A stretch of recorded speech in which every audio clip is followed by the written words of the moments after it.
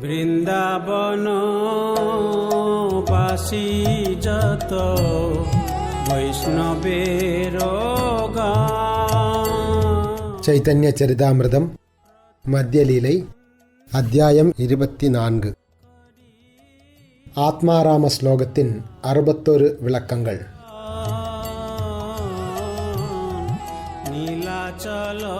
ஆத்மாராம ஸ்லோகம் என்னும் சூரியன் உதயமாவதற்கு கீழ்வானமாக செயல்பட்ட ஸ்ரீ சைதன்ய மகாபிரபுவிற்கு எல்லா புகழும் உரித்தாகட்டும். அவர் அதன் கதிர்களை வெவ்வேறு அர்த்தங்களின் வடிவில் வெளிப்படுத்தி ஜட உலகின் இருளை போக்கினார். அவர் இப்பிரபஞ்சத்தினை பாதுகாப்பதாகட்டும். எல்லா புகழும் ஸ்ரீ சைதன்யருக்கு உரித்தாகட்டும். எல்லா புகழும் ஸ்ரீ நித்யானந்தருக்கு உரித்தாகட்டும். எல்லா புகழும் அத்வைத சந்திரருக்கு உரித்தாகட்டும். எல்லா புகழும் ஸ்ரீ சைதன்ய மகாபிரபுவின் எல்லா பக்தர்களுக்கும் உரித்தாகட்டும். அதன் பின்னர் சனாதன கோஸ்வாமி ஸ்ரீ சைதன்ய மகாபிரபுவின் தாமரை திருவடிகளை பற்றி கொண்டு பின்வரும் வேண்டுகோளை பணிவுடன் முன்வைத்தார். சனாதன கோஸ்வாமி கூறினார், அன்புள்ள பிரபுவே, நீங்கள் முன்பு சார்வபௌம பட்டாச்சாரியரின் இல்லத்தில் ஆத்மாராம ஸ்லோகத்தினை 18 வழிகளில் விளக்கியதாக கேள்விப்பட்டேன். ஆத்மாராமஸ்ச முனையோ நிர்கிரந்த அப் யுருக்ரமே குர்வந்த்யஹைதுகீம் பக்திம் இத்தம் பூத குணோஹரி. இந்த பிரபலமான ஆத்மாராம ஸ்லோகம் ஸ்ரீமத் பாகவதத்தில் 1:7-10 வருவதாகும். அதன் பொருளாவது, தம்மில் திருப்தியுற்றவர்களும் வெளிப்புற பௌதீக இச்சைகளால் கவரப்படாதவர்களும் கூட ஸ்ரீகிருஷ்ணரின் அன்பு தொண்டினால் கவரப்படுகின்றனர். அவரது குணங்கள் தெய்வீகமானவை, அவரது செயல்கள் அற்புதமானவை. முழுமுதற் கடவுளான ஹரி அத்தகு தெய்வீகமான கவர்ச்சிமிக்க அம்சங்களை கொண்டுள்ளதால் கிருஷ்ணர் என்று அழைக்கப்படுகிறார். அந்த ஆச்சரியமான கதையினை கேள்விப்பட்ட காலத்திலிருந்து உங்களுடைய அந்த விளக்கத்தினை கேட்பதற்கு நான் பேராவல் கொண்டுள்ளேன். நீங்கள் கருணையுடன் அதனை மீண்டும் உரைத்தால் அதை கேட்டு நான் மிகவும் மகிழ்ச்சி அடைவேன்.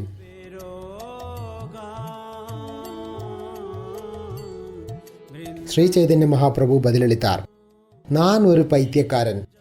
சார்வபௌம பட்டாச்சாரியரும் ஒரு பைத்தியக்காரர். அதனால் அவர் எனது வார்த்தைகளை உண்மை என்று எடுத்துக்கொண்டார். அப்பொழுது நான் என்ன பேசினேன் என்பது எனக்கு நினைவில்லை. ஆனால் உங்களுடைய சங்கத்தினால் எனது மனதில் ஏதேனும் தோன்றினால் அதை நான் விளக்குவேன். பொதுவாக என்னால் எந்த ஒரு விளக்கத்தையும் வழங்கவியலாது. ஆனால் உங்களுடைய சங்கத்தின் பலத்தினால் சில விளக்கங்கள் தானாக தோன்றலாம். இந்த ஸ்லோகத்தில் 11 தெளிவான பதங்கள் உள்ளன.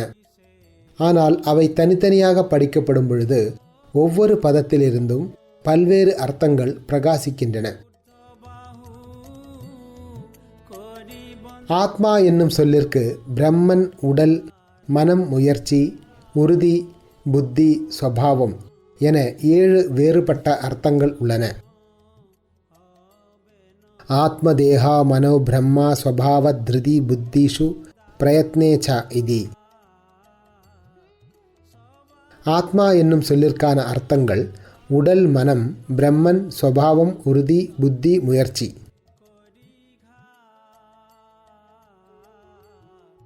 ஆத்மாராமா என்னும் பதம் இந்த 7 விஷயங்களை பிரம்மன், உடல், மனம் முதலியவற்றை அனுபவிப்பவரை குறிப்பிடுகிறது. ஆத்மாராமர்களை நான் பின்னர் எடுத்துரைக்கின்றேன். அன்புள்ள சனாதனரே, முனி என்னும் பதத்தில் தொடங்கி அடுத்தடுத்து வரும் பதங்களின் அர்த்தங்களை என்னிடமிருந்து முதலில் கேளுங்கள். அவற்றின் தனித்தனி அர்த்தங்களை விளக்கிய பின்னர் அவற்றினை தொகுத்து வழங்குவேன். முனி என்னும் பதம் சிந்தனையுடையவர், மௌனமானவர், தவம் புரிபவர், கடும் விரதங்களை அனுசரிப்பவர், சந்நியாசி, ரிஷி ஆகியோரை குறிக்கின்றது. இவை முனி என்னும் சொல்லின் வெவ்வேறு அர்த்தங்களாகும். நிர்கிரந்தா என்னும் பதம் அறியாமையின் முடிச்சுக்களில் இருந்து முக்தி பெற்ற நபரை குறிக்கின்றது. இரண்டாவதாக, இச்சொல் வேத சாஸ்திரங்களில் வலியுறுத்தப்பட்டுள்ள எந்த சட்டத்திட்டத்திற்கும் உட்படாத நபரை குறிக்கின்றது. மேலும் இஃது அறிவற்ற நபரையும் குறிக்கின்றது.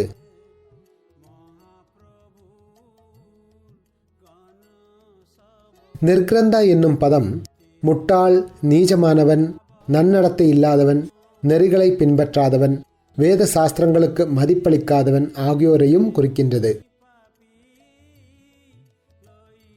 மேலும் இச்சொல் மிகப்பெரிய செல்வந்தனையும் எந்த செல்வம் இல்லாதவனையும் குறிக்கின்றது.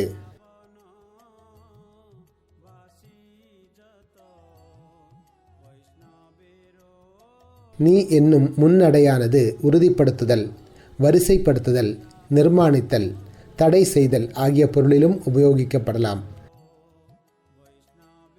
கிரந்தா என்னும் சொல் செல்வங்கள், ஆய்வுரைகள், தொகுக்கப்பட்டவை என்று பொருள்படுகின்றது. உருக்ரமா என்னும் பதம் யாருடைய கிரமா அதாவது அடி, யாருடைய திருவடி பெரியதாக உள்ளதோ அவரை குறிக்கின்றது. கிரமா என்னும் சொல்லானது பாதத்தை முன்வைத்தல் அல்லது அடியெடுத்து வைத்தல் என்று பொருள்படுகிறது.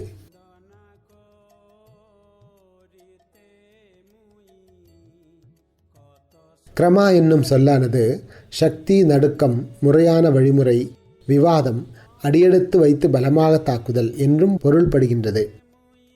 வாமனர் இவ்வாறு உலகையும் நடுங்க செய்தார்.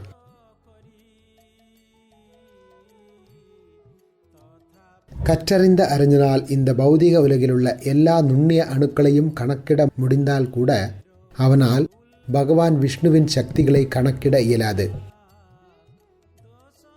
வாமன அவதாரத்தின் வடிவில் பகவான் விஷ்ணு பௌதிக உலகத்தின் அடிமட்டத்திலிருந்து சத்தியலோகம் வரையுள்ள எல்லா லோகங்களையும் எவ்வித தடையுமின்றி கைப்பற்றினார். உண்மையில் அவர் தமது அடிகளின் பலத்தினால் எல்லா லோகங்களையும் நடுங்க செய்தார்.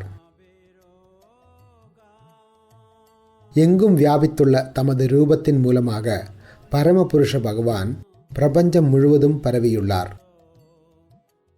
அவர் தம்முடைய அதி அற்புதமான சக்தியினால் இந்த பிரபஞ்சத்தினை பராமரித்து ஊட்டமளித்து வருகிறார்.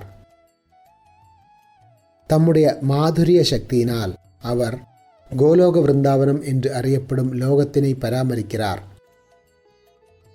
தம்முடைய 6 ஐஸ்வர்யங்களால் அவர் பல்வேறு வைகுண்ட லோகங்களை பராமரிக்கிறார். உருக்ரமா என்னும் பதம் தமது மாயா சக்தியினால் எண்ணற்ற பிரபஞ்சங்களை பக்குவமாக படைத்துள்ள பரமபுருஷ பகவானை குறிப்பிடுகிறது. இவை கிரமா என்னும் சொல்லின் வெவ்வேறு அர்த்தங்களாகும். இது சக்தி, முறையான ஏற்பாடு, அடி, அசைதல், நடுங்குதல் ஆகிய பொருளில் உபயோகிக்கப்படுகிறது. குர்வந்தி என்னும் பதம் செய்தல் என்னும் வினை சொல்லின் ஒரு வகையாகும். இது மற்றவர்களுக்காக செய்யப்படும் செயல்களை குறிப்பிடுகிறது. இது பக்தி தொண்டின் தொடர்பில் உபயோகிக்கப்பட்டு பக்தி தொண்டு கிருஷ்ணரின் திருப்திக்காக நிறைவேற்றப்பட வேண்டும் என்பதை குறிக்கிறது. இதுவே குர்வந்தி என்னும் சொல்லின் விளக்கமாகும். செயல்களின் பலன் செய்பவருக்கு உரியதாக இருந்து வினை சொல்லானது இஞ் அல்லது ஸ்வரிதா அசையுடன் இருந்தால் ஆத்மனே பதா என்பதற்கு உரிய வினைமுற்று பயன்படுத்தப்படுகிறது. இந்த மேற்கோள் பாணினியின் சூத்திரங்களில் இருந்து வருவதாகும். ஒரு செயல் ஒரு குறிப்பிட்ட நோக்கத்திற்காக செய்யப்படுகிறது என்பதை ஹேது அதாவது காரணம் என்னும் சொல் குறிப்பிடுகிறது. நோக்கம் என்பது 3 வகையாக இருக்கலாம். செயல்களின் பலனாக பௌதிக இன்பத்தை அனுபவித்தல், பௌதிக சித்திகளை அடைதல், முக்தி அடைதல். முதலாவதாக வரும் புக்தி அதாவது பௌதீக இன்பம் எண்ணற்ற வகைகளை கொண்டதாகும். சித்தி 18 வகைகளையும் முக்தி 5 வகைகளையும் கொண்டுள்ளது. புலனின்பம், சித்தி, முக்தி ஆகியவற்றின் விருப்பங்கள் ஏதுமின்றி செய்யப்படும் பக்தி தொண்டு உள்நோக்கமற்ற பக்தி தொண்டு எனப்படுகிறது. பக்தன் அத்தகு களங்கமான உள்நோக்கங்களிலிருந்து விடுபடும் பொழுது மிகவும் கேளிக்கையானவரான ஸ்ரீகிருஷ்ணர் அந்த பக்தனிடம் வசப்படுகிறார்.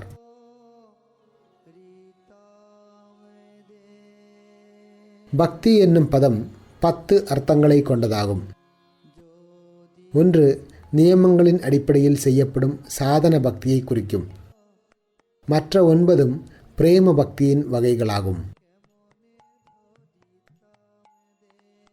அடுத்ததாக பிரேமையின் அறிகுறிகள் விளக்கப்பட்டுள்ளன. அவற்றை ரதியில் தொடங்கி பாவம் வரை சென்று இறுதியாக மகாபாவத்தின் நிலை வரை செல்லக்கூடிய 9 வகையாக பிரிக்கலாம்.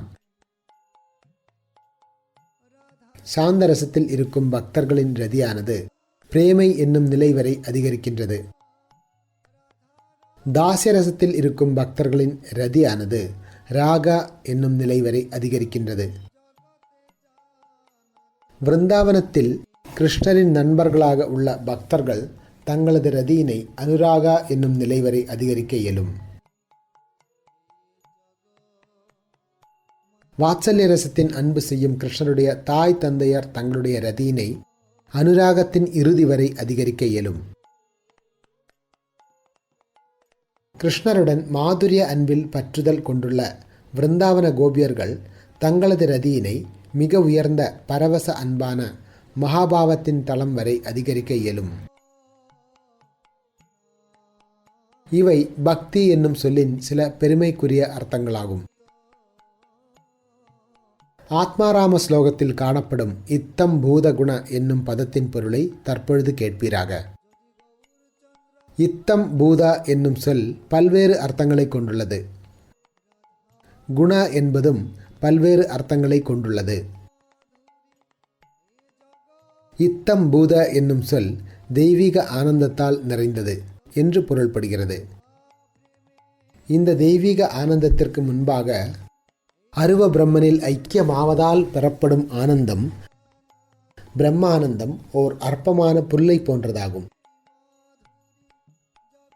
ஹரிபக்தி சுதோதயா என்னும் நூலில் கூறியுள்ளபடி, எம்பெருமானே, பிரபஞ்சத்தின் இறைவனே, நான் உங்களை நேரடியாக கண்டதால் என்னுடைய தெய்வீக ஆனந்தம் மாபெரும் கடலின் வடிவை எடுத்துள்ளது.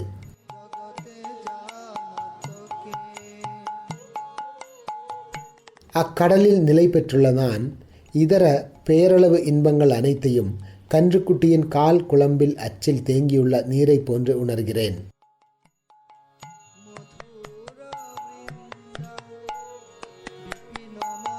பகவான் கிருஷ்ணர் மிகவும் உயர்ந்தவர். அவர் எல்லாவற்றையும் வசீகரிப்பவர், எல்லாவற்றிற்கும் இன்பமளிப்பவர், ஆனந்தத்தின் மிக உயர்ந்த இருப்பிடமாவார். அவர் தமது சொந்த பலத்தினால் மற்றெல்லா இன்பங்களையும் மறக்கும்படி செய்கிறார்.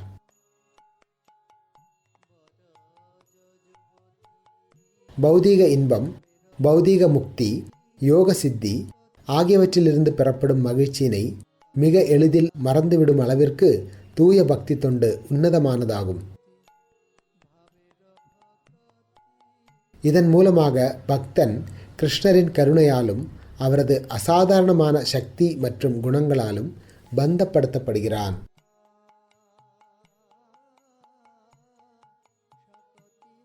தெய்வீக தளத்தில் கிருஷ்ணரால் வசீகரிக்கப்படும் பொழுது அதற்கு மேல் அங்கே சாஸ்திர வழிமுறைகளுக்கோ சித்தாந்த ஆய்வுகளுக்கோ இடமில்லை. இஃது அவரது தெய்வீக குணமாகும். எல்லா தெய்வீக இனிமையின் சாரமாகும். குண என்னும் சொல் கிருஷ்ணரின் எண்ணற்ற தெய்வீக குணங்களை குறிக்கின்றது. அந்த நித்திய குணங்கள் யாவும் ஆன்மீகமானவை, பூரண ஆனந்தத்தை முழுமையாக கொண்டவை.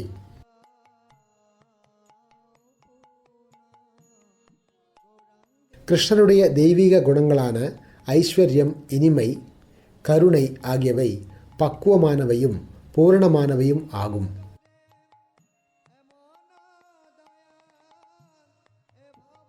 தமது பக்தர்களின் மீதான ஸ்ரீகிருஷ்ணருடைய பாசத்தை பொறுத்தவரையில் அவர் தம்மையே பக்தர்களுக்கு வழங்கும் அளவிற்கு தாராள மனம் கொண்டவர். கிருஷ்ணர் எண்ணற்ற குணங்களை கொண்டவர். அவரது அசாதாரணமான அழகு, ரசங்கள், நறுமணம் முதலியவற்றால் பக்தர்கள் கவரப்படுகின்றனர். இதனால் அவர்கள் வேறுபட்ட தெய்வீக ரசங்களில் வெவ்வேறு நிலையில் வீற்றுள்ளனர். எனவே கிருஷ்ணர் அனைவரையும் வசீகரிப்பவர் என்று அறியப்படுகிறார்.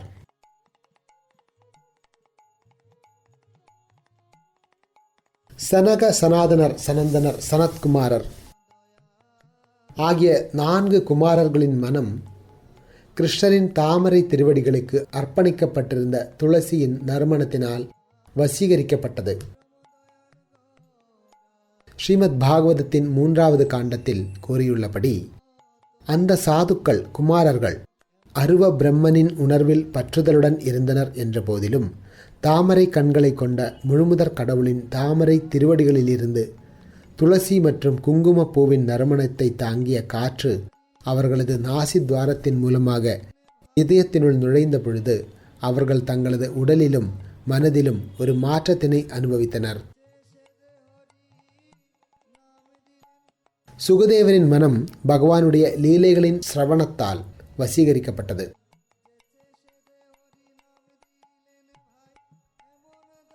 ஸ்ரீமத் பாகவதத்தின் 2வது காண்டத்தில் சுகதேவ கோஸ்வாமி மாமன்னர் பரீட்சித்திடம் கூறுகிறார், அன்புள்ள மாமன்னரே, நான் தெய்வீக தளத்தில் முழுமையாக நிலை பெற்றிருந்த போதிலும் பகவான் கிருஷ்ணரின் லீலைகளால் கவரப்பட்டேன். எனவே நான் என் தந்தையிடமிருந்து ஸ்ரீமத் பாகவதத்தினை கற்றேன்.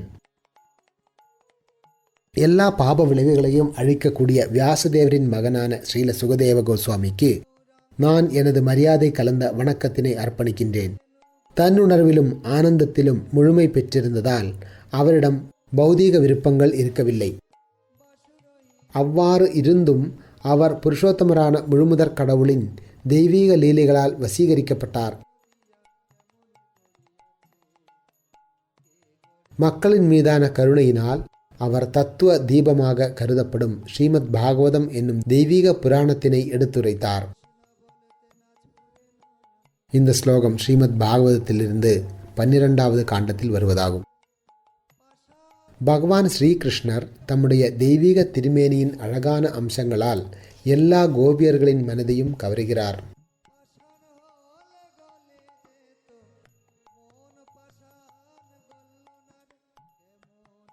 ஸ்ரீமத் பாகவதத்தின் 10வது காண்டத்தில் பௌர்ணமி இரவில் ராச நடனத்திற்காக கிருஷ்ணருக்கு அருகில் வந்தபொழுது கோபியர்கள் பேசியபடி, அன்புள்ள கிருஷ்ணரே, நாங்கள் உங்களின் பணிப்பெண்களாக எங்களை அர்ப்பணித்துள்ளோம்.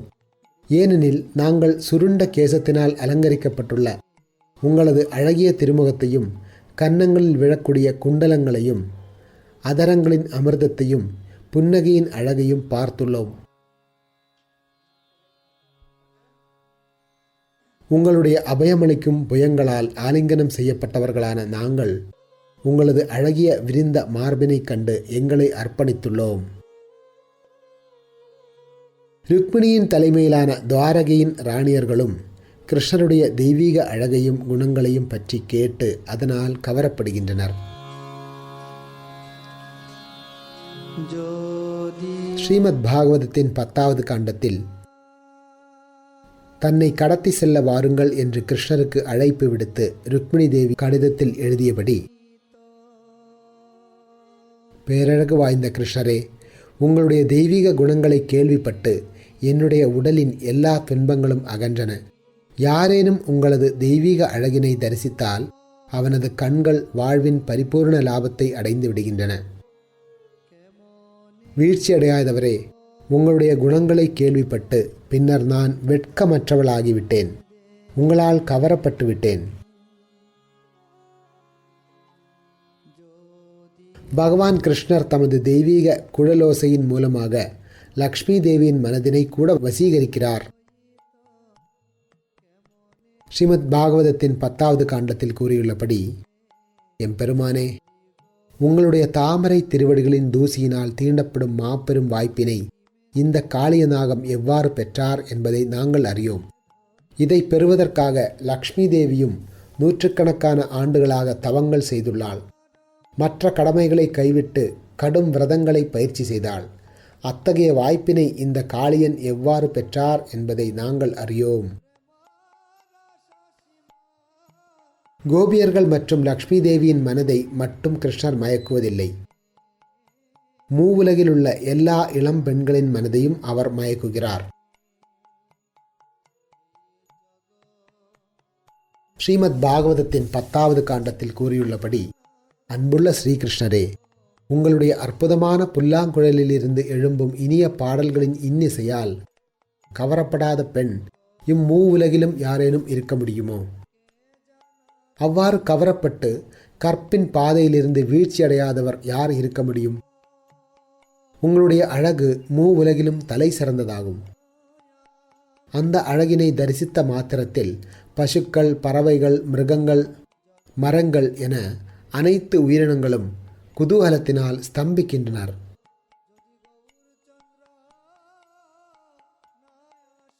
பெரியவர்களின் ஸ்தானத்திலுள்ள விருந்தாவன பெண்கள் பகவான் கிருஷ்ணரிடம் பிள்ளை பாசத்தினால் கவரப்படுகின்றனர்.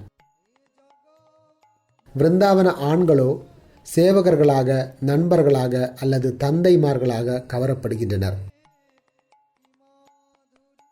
கிருஷ்ணரின் குணங்கள்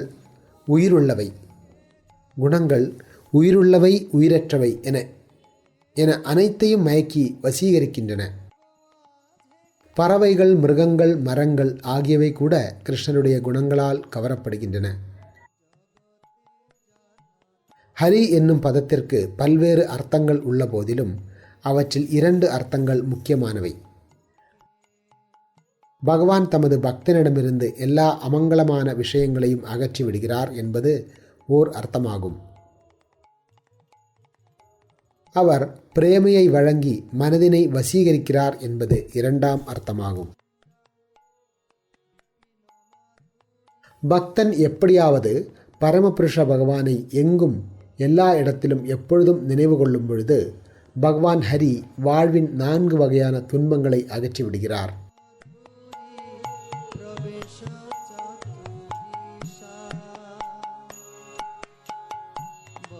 ஸ்ரீமத் பாகவதத்தின் 11வது காண்டத்தில் பகவான் ஸ்ரீகிருஷ்ணர் கூறியுள்ளபடி, பூரணத்தன்மை கொண்ட நெருப்பினால் எல்லா எரிபொருளும் சாம்பலாக்கப்படுவதைப் போல என்னுடைய பக்தி தொண்டில் ஈடுபடும் பொழுது எல்லா பாவ செயல்களும் முற்றிலுமாக அழிக்கப்படுகின்றன.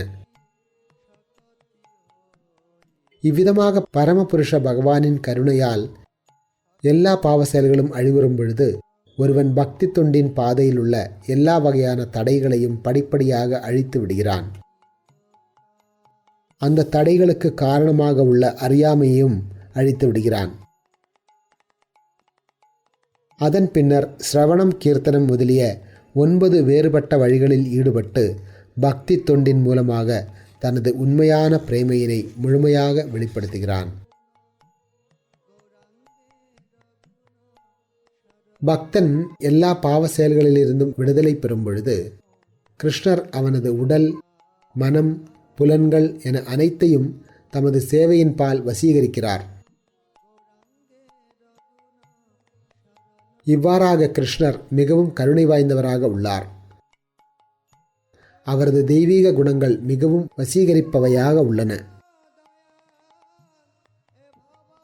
ஒருவனின் மனம், புலன்கள், உடல் என அனைத்தும் ஹரியின் தெய்வீக குணங்களால் கவரப்படும் பொழுது அவன் பௌதீக வாழ்வின் வெற்றிக்கான 4 நோக்கங்களை துறக்கின்றான். இவ்வாறாக ஹரி என்னும் பதத்திற்கான முக்கிய அர்த்தங்களை நான் விளக்கியுள்ளேன்.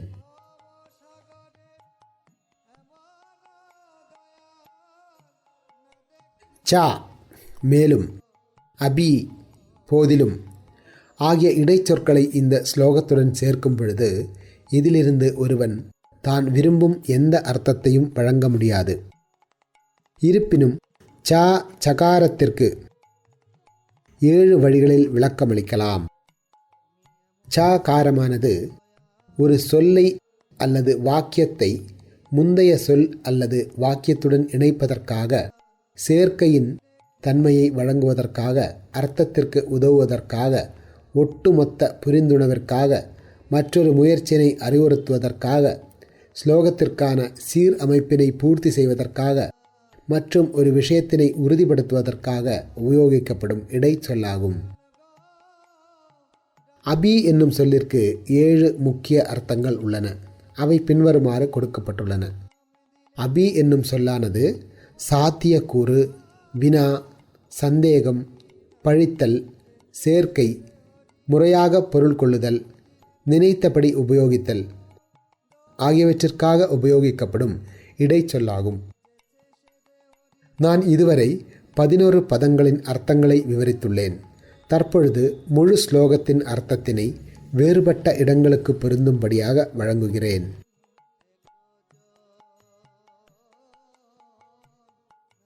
பிரம்மா என்னும் சொல்லானது எல்லாவற்றின் சாரத்தை, இதர எல்லா உண்மைகளை காட்டிலும் பெரிய உண்மையான பரம்பொருளை குறிக்கிறது. அந்த பரம்பொருளே உண்மையான அடையாளம்.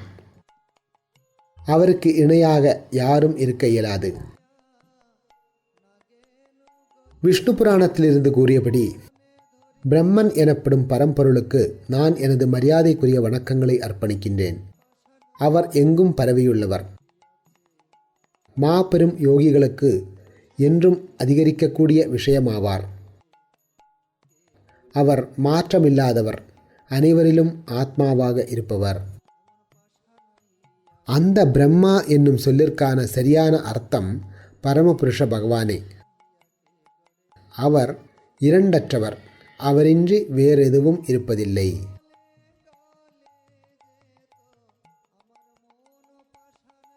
ஸ்ரீமத் பாகவதத்தில் கூறியுள்ளபடி, பரம்பொருளை அறிந்த கற்றறிந்த ஆன்மீகவாதிகள் அந்த இரண்டற்ற மெய்ப்பொருளை அருவ பிரம்மன், பரமாத்மா, பகவான் என அழைக்கின்றனர்.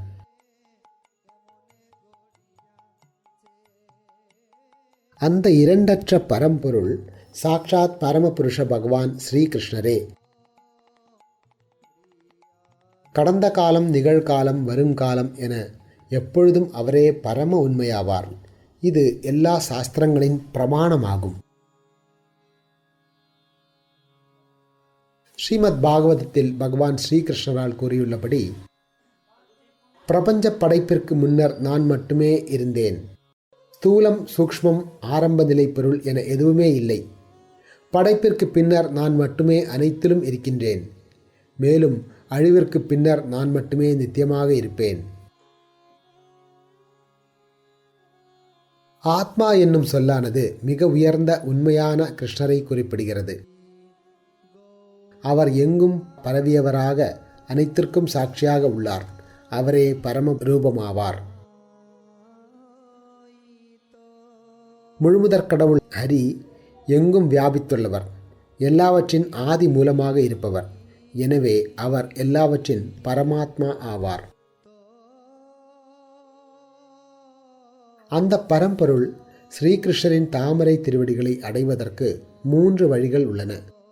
தத்துவ அனுமானம், அஷ்டாங்க யோகம், பக்தி தொண்டு. இவை ஒவ்வொன்றும் வேறுபட்ட தன்மைகளை கொண்டவை. பரம்பொருள் ஒருவரே, ஆனால் பின்பற்றப்படும் வழிமுறைக்கு ஏற்ப அவர் 3 ரூபங்களில் தோன்றுகிறார். பிரம்மன், பரமாத்மா, பரமபுருஷ பகவான். பரம்பொருளை அறிந்த கற்றறிந்த ஆன்மீகவாதிகள் அந்த இரண்டற்ற மெய்ப்பொருளை அருவ பிரம்மன், பரமாத்மா, பகவான் என்று அழைக்கின்றனர். பிரம்மா, ஆத்மா ஆகிய சொற்கள் கிருஷ்ணரை குறிப்பிடும் போதிலும் அவற்றின் நேரடி அர்த்தம் முறையே அருவ பிரம்மனையும் பரமாத்மாவையும் குறிப்பிடுகின்றன. தத்துவ அனுமானத்தின் பாதையை பின்பற்றினால் பரம்பொருள் தம்மை அருவ பிரம்மனாக வெளிப்படுத்துகிறார். அஷ்டாங்க யோகத்தின் பாதையினை பின்பற்றினால் அவர் தம்மை பரமாத்மாவாக வெளிப்படுத்துகிறார். பக்தி செயல்களில் 2 வழிகள் உள்ளன. ராகபக்தி, வைதி பக்தி. ராகபக்தியினால் ஆதி புருஷரான கிருஷ்ணர் அடையப்படுகிறார். வைதி பக்தியினால் அந்த பரமபுருஷ பகவானின் விரிவுகள் அடையப்படுகின்றனர். விருந்தாவனத்தில் ராகபக்தியை பின்பற்றுவதால் பரமபுருஷ பகவான் கிருஷ்ணரின் மூல ரூபத்தை அடையலாம்.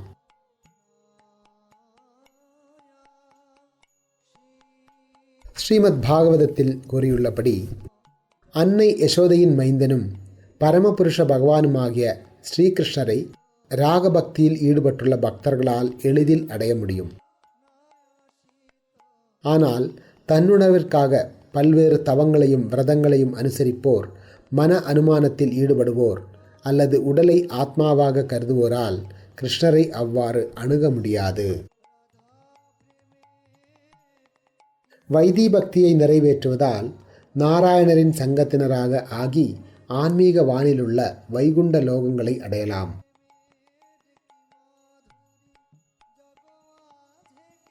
ஸ்ரீமத் பாகவதத்தில் தேவர்களிடத்தில் பிரம்மதேவர் கூறியுள்ளபடி, பகவான் கிருஷ்ணரின் செயல்களை விவாதிப்பவர்கள் பக்திமய வாழ்வின் மிக உயர்ந்த தளத்தில் உள்ளனர்.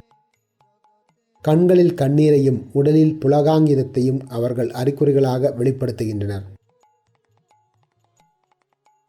அத்தகு நபர்கள் அஷ்டாங்க யோக வழிமுறையின் சட்ட திட்டங்களை பயிற்சி செய்யாமல் கிருஷ்ணரின் பக்தி தொண்டினை நிறைவேற்றுகின்றனர். எல்லா ஆன்மீக குணங்களையும் கொண்டுள்ள அவர்கள் நமக்கு மேலே உள்ள வைகுண்ட லோகங்களுக்கு உயர்த்தப்படுகின்றனர். பக்தர்கள் 3 பிரிவுகளாக பிரிக்கப்படுகின்றனர். அகாம, ஆசைகளற்றவர்கள்; மோக்ஷகாமா, மோட்சத்தை விரும்புபவர்கள்; மற்றும் சர்வகாமா, பௌதீக பக்குவ நிலையை விரும்புபவர்கள். ஸ்ரீமத் பாகவதத்தில் கூறியுள்ளபடி, ஒருவன் உண்மையிலேயே புத்திசாலியாக இருந்தால், அவன் பௌதீக ஆசைகளிலிருந்து விடுபட்ட பக்தனாக இருந்தாலும், எல்லாவித பௌதீக வசதிகளை விரும்பும் கர்மியாக இருந்தாலும், முக்தியை விரும்பும் ஞானியாக இருந்தாலும், எல்லா நிலையிலும் அவன் பரமபுருஷ பகவானின் திருப்திக்காக பக்தி யோகத்தில் தீவிரமாக ஈடுபட வேண்டும். உதாரதி என்னும் சொல் புத்திசாலி அல்லது சிந்திக்கக்கூடியவர் என்று பொருள்படுகிறது. புத்திசாலியாக இருப்பவன் தன்னுடைய புலன் நுகர்ச்சிக்காக கூட பகவான் கிருஷ்ணரின் பக்தி தொண்டில் ஈடுபடுகின்றான்.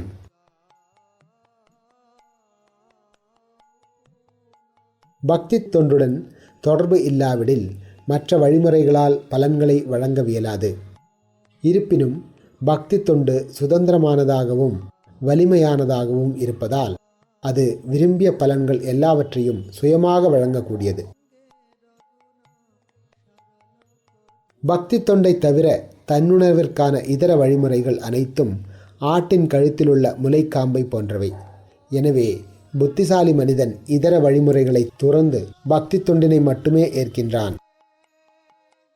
பகவத்கீதையிலிருந்து மேற்கோள் காட்டியபடி, பரதர்களில் சிறந்தவனே அர்ஜுனா, 4 விதமான நல்லோர் எனக்கு பக்தி தொண்டு பெறுகின்றனர். துயரற்றோர், செல்வத்தை விரும்புவோர், கேள்வியுடையோர், பூரணத்தின் அறிவை தேடுவோர். துன்பத்தின் போது அல்லது பணம் தேவைப்படும் பொழுது பக்தி தொண்டையும் கிருஷ்ண வழிபாட்டையும் ஏற்பவர்கள் ஆசையுடன் உள்ள பக்தர்களாவார். ஆதிமூலத்தை அறிவதற்கான உண்மையான ஆர்வமுடையவர்களும் ஞானத்தை தேடுபவர்களும் ஆன்மீகவாதிகள் என்று அழைக்கப்படுகின்றனர். ஏனெனில் அவர்கள் எல்லா பௌதிக களங்கங்களிலிருந்தும் முக்தியடைய விரும்புகின்றனர். அந்த நால்வரும் தங்களது புண்ணியமான பின்னணியால் மாபெரும் பாக்கியசாலிகளாக கருதப்படுகின்றனர். அவர்கள் படிப்படியாக பௌதீக ஆசைகளை கைவிட்டு தூய பக்தர்கள் ஆவர். வைஷ்ணவரின், அதாவது உண்மையான ஆன்மீக குருவின் கருணையாலும் கிருஷ்ணரின் விசேஷ கருணையாலும் அவர்கள் பக்தி தொண்டின் தளத்திற்கு உயர்த்தப்படுகின்றனர். அந்த தளத்தில் இருப்பவன் எல்லா பௌதிக ஆசைகளையும் தேவையற்ற மக்களின் சங்கத்தையும் துறந்து தூய பக்தி தொண்டின் தளத்திற்கு உயர்வு பெறுகிறான். ஸ்ரீமத் பாகவதத்தில் கூறியுள்ளபடி, தூய பக்தர்களின் சங்கத்தில் முழுமுதற் கடவுளை புரிந்து கொண்டு தவறான பௌதீக சங்கத்திலிருந்து விடுபட்ட புத்திசாலி மனிதர்கள் பகவானின் பெருமைகளை ஒருமுறை கேட்டிருந்தால் கூட அந்த சிரவணத்தினை ஒருபோதும் தவிர்ப்பதில்லை. தன்னையே ஏமாற்றிக் கொள்வதும் மற்றவர்களை ஏமாற்றுவதும் கைதவ எனப்படுகிறது. இவ்விதமாக ஏமாற்றுபவர்களுடன் சங்கம் கொள்வது துஸ்ஸங்கா, மோசமான சங்கம் எனப்படுகிறது. கிருஷ்ணருடைய சேவையை தவிர இதர விஷயங்களை விரும்புபவர்களும் துஸ்ஸங்கா, மோசமான சங்கத்தினர்கள் என்று கூறப்படுகின்றனர். ஸ்ரீமத் பாகவதத்தில் கூறியுள்ளபடி, மகாமுனி வியாசதேவரால் 4 மூல ஸ்லோகங்களிலிருந்து தொகுக்கப்பட்ட மிக சிறந்த சாஸ்திரமான ஸ்ரீமத் பாகவதம் மிக மிக உயர்ந்த கருணையுள்ளம் கொண்ட பக்தர்களை பற்றி விளக்குகின்றது. பௌதீக முறையில் ஊக்குவிக்கப்படும் ஏமாற்று தர்மங்களை முற்றிலுமாக புறக்கணிக்கின்றது. இது நித்திய தர்மத்தின் மிக உயர்ந்த கொள்கைகளை நிலைநிறுத்துகின்றது. அக்கொள்கைகளால் மட்டுமே உயிர்வாழியின் மூவகை துன்பங்களை உண்மையாக களைந்து பூரண ஐஸ்வர்யமும் ஞானமும் கொண்ட மிக உயர்ந்த வரத்தினை வழங்க முடியும். இந்த சாஸ்திரத்தின் செய்திகளை பணிவுடன் கூடிய தொண்டு மனப்பான்மையுடன் செவியுற விரும்புவோர் தங்களின் இதயத்தில் முழுமுதற் கடவுளை உடனடியாக நிலைநிறுத்த இயலும். எனவே ஸ்ரீமத் பாகவதத்தை தவிர வேறு எந்த சாஸ்திரத்திற்கும் அவசியம் இல்லை.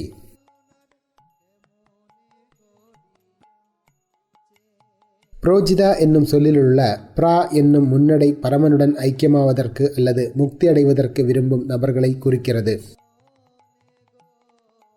அவர்களின் அந்த விருப்பம் ஏமாற்றும் தன்மைகளில் பிரதானமானதாக அறியப்பட வேண்டும். மிக சிறந்த விளக்க உரையாளரான ஸ்ரீதர சுவாமி இந்த ஸ்லோகத்தினை இவ்விதமாக விளக்கியுள்ளார். கருணை வாய்ந்தவரான பகவான் கிருஷ்ணர் முட்டாள் பக்தன் பௌதீக செல்வத்தினை விரும்புகிறான் என்பதை அறிந்து கருணையுடன் தமது தாமரை திருவடிகளில் அவனுக்கு தஞ்சமளிக்கின்றார். இவ்விதமாக பக்தனுடைய விரும்பத்தகாத நோக்கங்களை அவர் மறைத்து விடுகிறார். ஸ்ரீமத் பாகவதத்தின் 5வது காண்டத்தில் கூறியுள்ளபடி, தனது ஆசையை பூர்த்தி செய்யும்படி ஒருவன் கிருஷ்ணரிடம் வேண்டும் பொழுது அவர் சந்தேகமின்றி அதனை நிறைவேற்றுகிறார்.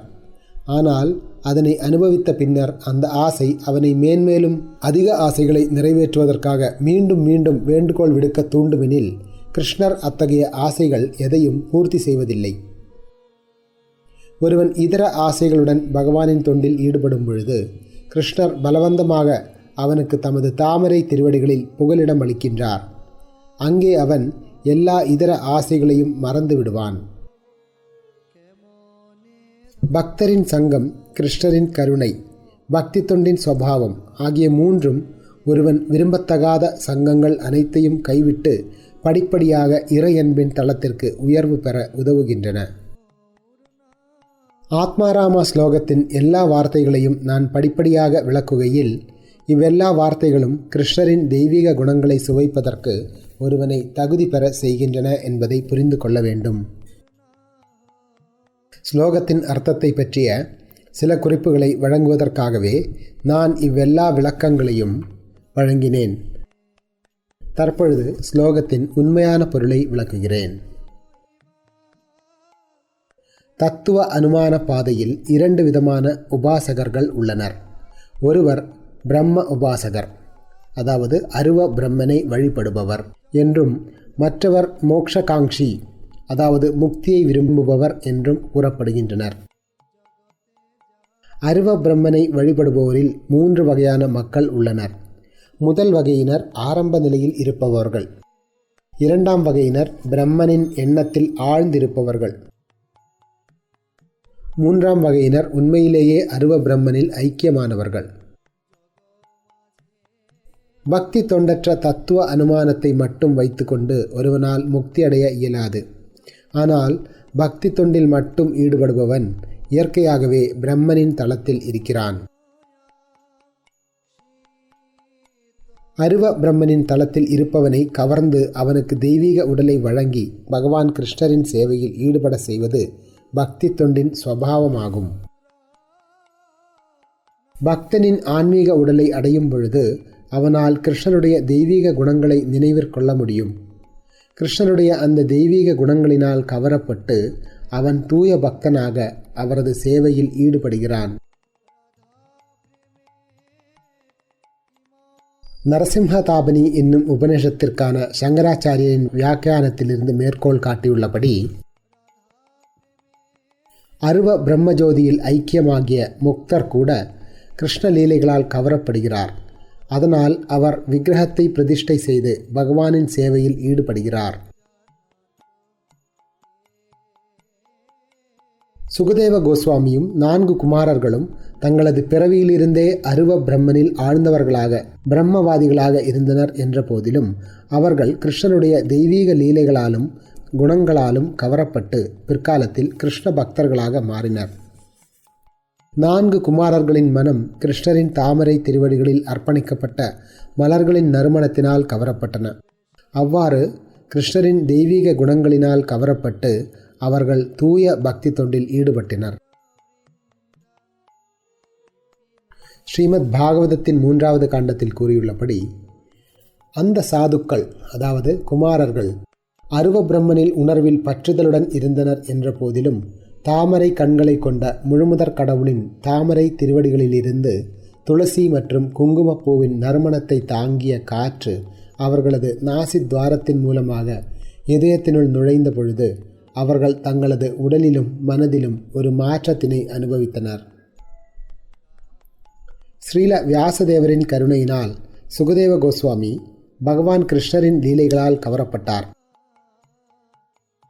கிருஷ்ணருடைய தெய்வீக குணங்களினால் அவ்வாறு கவரப்பட்டு அவரும் பக்தராகி கிருஷ்ணரின் தொண்டில் ஈடுபட்டார். ஸ்ரீமத் பாகவதத்தின் 1வது காண்டத்தில் கூறியுள்ளபடி பகவானின் தெய்வீக குணங்களால் பெரிதும் கவரப்பட்டு ஸ்ரீல சுகதேவ கோஸ்வாமியின் மனம் கிருஷ்ண உணர்வினால் கிளர்ச்சி அடைந்தது. எனவே அவர் தமது தந்தையின் கருணையினால் ஸ்ரீமத் பாகவதத்தினை படிக்கத் தொடங்கினார். 9 மிக சிறந்த யோகிகளும் நவயோகீந்திரர்களும் தங்களது பிறப்பிலிருந்தே பரம்பொருளை பற்றிய அருவ ஞானத்தில் ஈடுபட்டிருந்தனர். ஆயினும் பகவான் கிருஷ்ணரின் குணங்களை பற்றி பிரம்மதேவர், சிவபெருமான் மற்றும் மாமுனிவரான நாரதரிடமிருந்து கேட்டதால் அவர்களும் கிருஷ்ண பக்தர்களாக மாறினர். ஸ்ரீமத் பாகவதத்தின் 11வது ஸ்கந்தத்தில் 9 யோகேந்திரர்களின் பக்தி தொண்டினை பற்றிய முழுமையான விளக்கம் காணப்படுகிறது. அவர்கள் பகவானின் தெய்வீக குணங்களால் கவரப்பட்டு பக்தி தொண்டு ஆற்றினர்.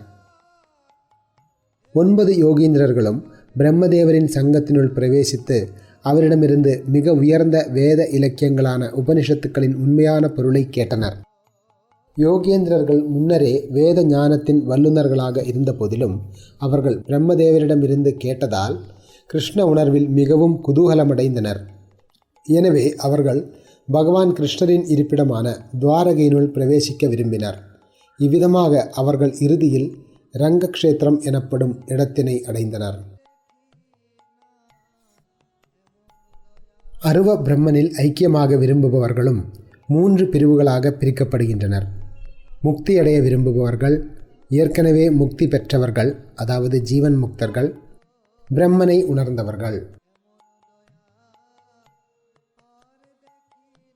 முக்தியை விரும்பக்கூடிய பல்வேறு நபர்கள் இந்த ஜட உலகில் உள்ளனர். இந்த நோக்கத்திற்காக அவர்கள் பகவான் கிருஷ்ணருக்கு பக்தி தொண்டாற்றுகின்றனர். ஸ்ரீமத் பாகவதத்தின் 1வது காண்டத்தில் கூறியுள்ளபடி பௌதீக பந்தத்திலிருந்து விடுதலையடைய விரும்புவோர் கோரமான ரூபம் கொண்ட தேவர்களுடைய வழிபாட்டினை கைவிடுகின்றனர்.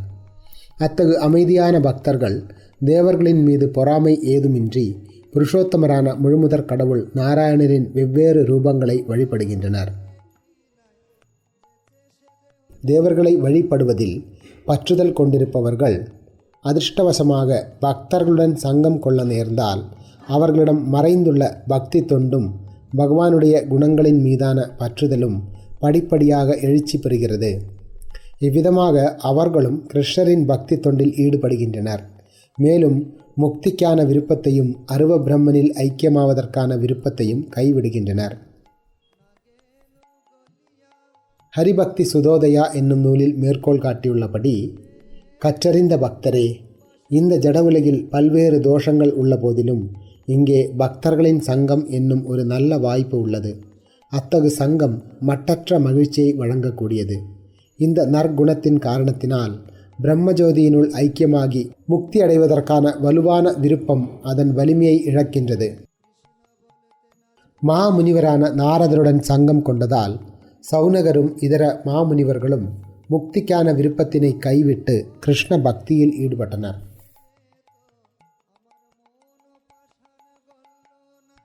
கிருஷ்ணரின் தரிசனத்தால் அல்லது கிருஷ்ணரின் விசேஷ கருணையினால் ஒருவனால் முக்திக்கான விருப்பத்தினை கைவிட இயலும். கிருஷ்ணருடைய தெய்வீக குணங்களால் கவரப்பட்டு அவனால் அவரது தொண்டில் ஈடுபட முடியும். பக்தி ரசாமிர்த சிந்துவில் கூறியுள்ளபடி, இந்த துவாரகா தாமத்தில் பூரண இன்பத்தின் வடிவமான பரமபுருஷ பகவான் கிருஷ்ணரால் நான் கவரப்பட்டுள்ளேன். அவரை காண்பதால் நான் பேரானந்தத்தினை உணர்கிறேன். ஐயகோ, அருவ உணர்வின் மூலமாக தன்னுணர்வு பெற முயன்று நான் நீண்ட நெடும் காலத்தை வீணடித்து விட்டேன். இதுவே எனது சோகத்திற்கான காரணமாகும். எண்ணற்ற ஜீவன் முக்தர்கள் உள்ளனர். அவர்கள் இருவகையாக பிரிக்கப்படுகின்றனர். சிலர் பக்தி தொண்டினால் ஜீவன் முக்தியை அடைந்தவர்கள், வேறு சிலர் ஞான முறையினால் ஜீவன் முக்தியை அடைந்தவர்கள். பக்தி தொண்டினால் ஜீவன் முக்தியை அடைந்தவர்கள் கிருஷ்ணரின் தெய்வீக குணங்களால் மென்மேலும் கவரப்பட்டு அவரது தொண்டில் ஈடுபடுகின்றனர். வறண்ட ஞான முறையினால் ஜீவன் முக்தியை அடைந்தவர்கள் காலப்போக்கில் அபராதங்களால் மீண்டும் வீழ்ச்சியடைகின்றனர்.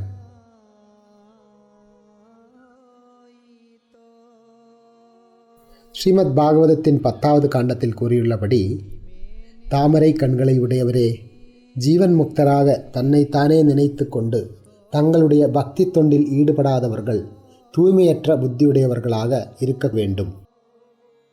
அவர்கள் பல்வேறு தவங்களையும் விரதங்களையும் ஏற்று ஆன்மீக தளத்திற்கு, அதாவது அருவ பிரம்மனின் உணர்விற்கு உயர்வு பெறும் போதிலும் தங்களுடைய தாமரை திருவடிகளின் வழிபாட்டினை புறக்கணித்த காரணத்தினால் மீண்டும் வீழ்ச்சி அடைகின்றனர். பகவத்கீதையில் கூறியுள்ளபடி, இவ்வாறாக தெய்வீகத்தில் நிலை பெற்றவன் உடனடியாக பரபிரம்மனை உணர்ந்து இன்பம் நிறைந்தவனாகின்றான். அவன் என்றும் கவலைப்படுவதில்லை, எதையும் அடைய வேண்டும் என்று விரும்புவதும் இல்லை. எல்லா உயிர்வாழிகளிடமும் அவன் சமநோக்கு கொள்கிறான். அத்தகு நிலையில் அவன் எனது தூய பக்தி தொண்டினை அடைகிறான். பிரம்மபூதா பிரசன்னாத்மா நசோச்சதி ந காங்க்ஷதி சமம் சர்வேஷு பூதேஷு மத் பக்திம் லபதே பராம். ஸ்ரீல பில்வமங்கலம் தாகூரரால் எழுதப்பட்ட ஸ்லோகத்தில் கூறியுள்ளபடி, அத்வைத பாதையில் இருந்தவர்கள் என்னை வழிபட்டு வந்தனர். யோக வழிமுறையில் தன்னுணர்வை பெறுவதற்காக நான் தீட்சை பெற்றிருந்தேன். இருப்பினும் கோபியர்களுடன் எப்பொழுதும் கேளிக்கையில் ஈடுபடும் தந்திரக்கார சிறுவனின் பணிப்பெண்ணாக நான் பலவந்தமாக மாற்றப்பட்டுள்ளேன். பக்தி தொண்டின் பலத்தினால் தனது சொரூப நிலையினை அடைந்தவன் இந்த வாழ்விலேயே தெய்வீக உடலை அடைகிறான். பகவான் கிருஷ்ணரின் தெய்வீக குணங்களால் கவரப்பட்டு அவன் அவரது தாமரை திருவடிகளில் சேவையில் முழுமையாக ஈடுபடுகிறான். ஸ்ரீமத் பாகவதத்தின் 2வது காண்டத்தில் கூறியுள்ளபடி, பிரபஞ்ச படைப்பினை அழித்துவிட்டு மகாவிஷ்ணு சயனிக்கும் பொழுது உயிர்வாழிகளும் இதர சக்திகளும் அவரினுள் ஐக்கியமாகின்றன. மாறக்கூடிய ஸ்தூல சூக்ஷ்ம உடல்களை கைவிட்டு உண்மையான சொரூபத்தில் நித்தியமாக நிலை பெறுவதே முக்தி எனப்படுகிறது. கிருஷ்ண உணர்விற்கு எதிராக செயல்படுபவன் மாயையினால் பாதிக்கப்பட்டு அச்சமடைகிறான். பக்தி தொண்டினை நம்பிக்கையுடன் நிறைவேற்றுபவன் மாயையிலிருந்து முக்தி அடைகிறான். ஸ்ரீமத் பாகவதத்தில் கூறியுள்ளபடி, கிருஷ்ணரது பிரிந்த சக்தியான ஜடசக்தியினால் ஜீவன் கவரப்படும் பொழுது அவன் அச்சத்தினால் பாதிக்கப்படுகிறான். பரமபுருஷ பகவானிடமிருந்து ஜடசக்தியின் மூலமாக பிரிக்கப்பட்டிருப்பதால் அவனுடைய வாழ்வின் கருத்துக்கள் மாறியுள்ளன. வேறு விதமாக கூறினால், கிருஷ்ணரின் நித்திய சேவகனாக இருப்பதற்கு பதிலாக அவன் கிருஷ்ணரது போட்டியாளனாக மாறுகிறான். இது விபர்யயோ ஸ்மிருதி என்று அறியப்படுகிறது. இந்த தவறினை போக்குவதற்காக உண்மையான கல்வி பெற்று முன்னேறிய நிலையில் இருப்பவன் பரமபுருஷ பகவானை தனது ஆன்மீக குருவாகவும் வழிபாட்டிற்குரிய இறைவனாகவும் வாழ்வின் ஆதாரமாகவும் வழிபடுகிறான். இவ்வாறாக அவன் களங்கமற்ற பக்தி தொண்டினால் பகவானை வழிபடுகிறான். பகவத்கீதையில் கூறியுள்ளபடி, தெய்வீஹேஷா குணமயி மம மாயா துரத்யயா மாம்யேவய பிரபத்யந்தே மாயாம் ஏதாம் தரந்திதே. ஜட இயற்கையின் முக்குணங்களாலான எனது இந்த தெய்வீக சக்தி வெல்வதற்கு கடினமானதாகும். ஆனால் என்னிடம் சரணடைந்தோர் இதனை எளிதில் கடக்கலாம். பக்தி தொண்டில் ஈடுபடாமல் முக்தி அடைய முடியாது. முக்தியானது பக்தி தொண்டினால் மட்டுமே அடையப்படுகிறது. ஸ்ரீமத் பாகவதத்தின் 10வது காண்டத்தில் கூறியுள்ளபடி, எம்பெருமானே, தங்களுக்கான பக்தி தொண்டு மட்டுமே மங்களகரமான பாதையாகும். ஒருவன் அனுமான அறிவிற்காக அல்லது இந்த ஜீவன்கள் ஆன்மீக ஆத்மாக்கள் என்பதையும் ஜட உலகம் பொய்யானது என்பதையும் புரிந்து கொள்வதற்காக பக்தி தொண்டினை துறந்தால் அவன் மாபெரும் சிரமங்களுக்கு உட்படுகிறான். அவனது லாபம் அந்த சிரமங்களும் அமங்கலமான செயல்களுமே. பதரை அடிப்பதைப் போன்று அவனுடைய முயற்சிகள் பயனற்ற உழைப்பாகின்றன. மேலும் ஸ்ரீமத் பாகவதத்தில் கூறியுள்ளபடி, தாமரை கண்களை உடையவரே, ஜீவன் முக்தராக தன்னை தானே நினைத்து கொண்டு உங்களுடைய பக்தி தொண்டில் ஈடுபடாதவர்கள் தூய்மையற்ற புத்தியுடையவர்களாக இருக்க வேண்டும். அவர்கள் பல்வேறு தவங்களையும் விரதங்களையும் ஏற்று ஆன்மீக தளத்திற்கு அருவ பிரம்மனின் உணர்விற்கு உயர்வு பெறும் போதிலும் தங்களுடைய தாமரை திருவடிகளின் வழிபாட்டினை புறக்கணித்த காரணத்தினால் மீண்டும் வீழ்ச்சியடைகின்றனர். ஸ்ரீமத் பாகவதத்தின் 11வது காண்டத்தில் கூறியுள்ளபடி, ஒருவன் 4 வர்ணங்கள் மற்றும் ஆசிரமங்களின் நிலையினை மட்டும் பராமரித்து கொண்டு முழுமுதற் கடவுள் விஷ்ணுவை வழிபடாவிடில் அவன் தன்னுடைய கர்வமான நிலையிலிருந்து நரகத்தினுள் வீழ்ச்சியடைகிறான். ஒருவன் பக்தி தொண்டின் மூலமாக உண்மையிலேயே முக்தி அடையும் பொழுது அவன் பகவானின் தெய்வீக அன்பு தொண்டில் எப்பொழுதும் ஈடுபடுகிறான்.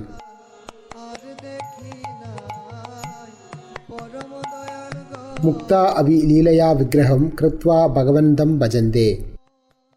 அருவ பிரம்ம ஜோதியில் ஐக்கியமாகிய முக்தர் கூட கிருஷ்ண லீலைகளால் கவரப்படுகிறார்.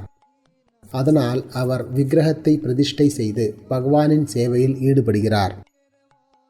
இந்த மேற்கோள் நரசிம்மதாபனி உபனிஷத்தின் மீதான சங்கராச்சாரியரின் விளக்க உரையிலிருந்து வருவதாகும். இந்த 6 வகையான ஆத்மாராமர்கள் கிருஷ்ணரின் அன்பு தொண்டில் ஈடுபடுகின்றனர். அவர்களின் வேறுபட்ட சேவைகள் சகாரத்தினால் குறிப்பிடப்பட்டுள்ளன. அவை அபி, அதாவது உண்மையில் என்பதன் பொருளையும் தாங்குகின்றன. பொருளுரை: 6 வகையான ஆத்மாராமர்கள் உள்ளனர். ஆரம்ப நிலை மாணவன் சாதகா, பிரம்ம உணர்வில் ஆழ்ந்திருப்பவன் பிரம்மமயா, பிரம்மன் நிலையினை ஏற்கனவே அடைந்தவன் பிராப்த பிரம்மலயா, முக்தியை விரும்புபவன் முமுக்ஷு, இந்த வாழ்விலேயே முக்தி அடைந்தவன் ஜீவன் முக்தா, தன்னுணர்வு பெற்றவன் பிராப்த சுரூபா. 6 விதமான ஆத்மாராமர்கள் எவ்வித உள்நோக்கமுமின்றி கிருஷ்ணருக்கு பக்தி தொண்டு புரிகின்றனர். முனைய, சந்தா என்னும் சொற்கள் கிருஷ்ணரின் மீதான தியானத்தில் பெரும் பற்றுதலுடன் இருப்பவர்களை குறிப்பிடுகின்றன. நிர்கிரந்தா என்னும் சொல் அறியாமையற்றவர்கள் என்றும் விதிமுறைகளுக்கு அப்பாற்பட்டவர்கள் என்றும் பொருள்படுகிறது. எங்கே எந்த அர்த்தம் பொருத்தமானதோ அங்கே அந்த அர்த்தத்தில் உபயோகிக்கப்படுகிறது. சா என்னும் பதத்தின் உபயோகம் வெவ்வேறு இடங்களில் வெவ்வேறு அர்த்தங்களை கொடுக்கின்றது. அவை அனைத்திற்கும் மேலாக மிக முக்கியமான மற்றோர் அர்த்தமும் உள்ளது. ஆத்மாராமச்சா என்னும் சொற்கள் 6 முறை உரைக்கப்பட வேண்டும் என்ற போதிலும் சா என்னும் சொல்லை இணைப்பதன் மூலமாக 5 ஆத்மாராமர்கள் மறைக்கப்பட்டு விட்டனர். எனவே ஆத்மாராமா என்னும் சொல்லை மீண்டும் உரைப்பதற்கு அவசியமில்லை. ஒரு முறை உரைத்தால் போதும். அந்த ஒரு சொல்லானது 6 நபர்களையும் சுட்டிக்காட்டுகிறது. பாணினி சூத்திரங்களில் கூறியுள்ளபடி, ஒரே வடிவமும் வேற்றுமை விகுதியும் கொண்ட சொற்களில் இறுதியாக வரும் ஒன்று மட்டும் தக்க வைக்கப்படுகிறது. உதாரணமாக, ராமஷ்சா என்று பலமுறை சொல்வதற்கு பதிலாக ராமா என்னும் சொல் உபயோகிக்கப்படுகிறது. சா என்பதை சேர்க்கையில் வரும் இடைச்சொல்லாக உபயோகித்தால் எல்லா ஆத்மாராமர்களும் முனிவர்களும் கிருஷ்ணரை வழிபட்டு சேவை செய்கின்றனர் என்பதை குறிப்பிடுகிறது. அபி என்னும் சொல்லானது நிர்கிரந்தா என்னும் சொல்லுடன் விளக்கத்திற்காக இணைக்கப்பட்டுள்ளது. இவ்வாறாக நான் ஆத்மாராமா ஸ்லோகத்தின் 7 அர்த்தங்களை விளக்கியுள்ளேன். தம்முள் பரமாத்மாவை வழிபடக்கூடிய யோகியும் ஆத்மாராமா என்று அழைக்கப்படுகிறார். அத்தகு ஆத்மாராம யோகிகள் இருவகைப்படுவர். ஆத்மாராம யோகிகளின் இருவகையினர் சகர்பா, நிகர்பா என்று அழைக்கப்படுகின்றனர். அவர்கள் ஒவ்வொருவரும் மேலும் 3 பிரிவுகளாக பிரிக்கப்படுகின்றனர். இவ்வாறாக பரமாத்மாவை வழிபடுபவர்களில் 6 வகையினர் உள்ளனர். ஸ்ரீமத் பாகவதத்தில் கூறியுள்ளபடி சில யோகிகள் சுமார் 6 அங்குலம் அளவிலுள்ள பகவானை தங்களது இதயத்தினுள் நினைக்கின்றனர். அந்த பகவான் 4 கரங்களை கொண்டுள்ளார். அவற்றில் அவர் சங்கு, கதாயுதம், சக்கரம் மற்றும் தாமரை மலரை கொண்டுள்ளார். விஷ்ணுவின் இந்த ரூபத்தினை இதயத்தினுள் வழிபடுபவர்கள் சகர்ப யோகிகள் என்று அழைக்கப்படுகின்றனர்.